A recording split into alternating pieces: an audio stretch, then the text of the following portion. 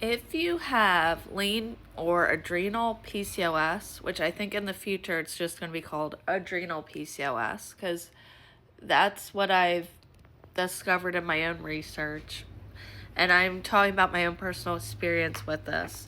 I am not a doctor, but in my opinion, from what I've seen, because I was there for a while, because I'm getting up in age, I've had 5 pregnancies.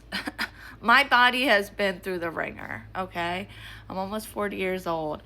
I was there starting to gain weight between the pregnancies and then even afterwards. So I was doing intermittent fasting. I don't think intermittent fasting is good if you have adrenal PCOS.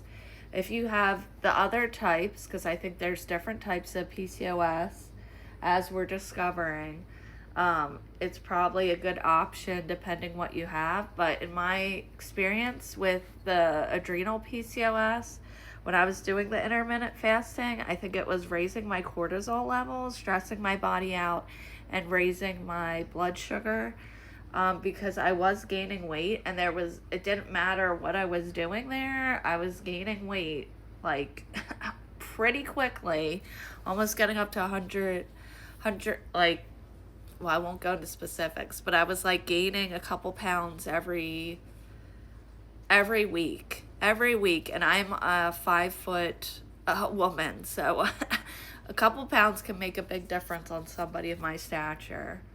um I don't even think I'm 5 feet anyways, but that's just what I say. But as soon as I stopped doing that and I instead started working to try to speed up my metabolism, because I don't think I have the type of PCOS where with the hypothyroidism where you're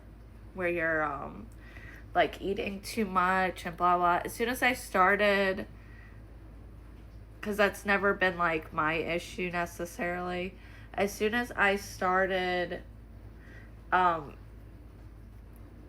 making smaller meals and eating more frequently, I've noticed that, and I'm not even working out, I'm probably working out less. I've started to see the pounds come off. Let me know if you can relate. But if you have lean or adrenal PCOS, I don't, controversial opinion, intermittent fasting, I don't think works for us. But if you've had a different experience, comment down below. But that's just something I've noticed, and I've done. I have unfortunately stressed the out of my body in my 40 years, and some of it was not my fault, like not knowing how to manage PCOS because it's not well understood. But I have seen my PCOS be exacerbated, and probably the best it's been at 40.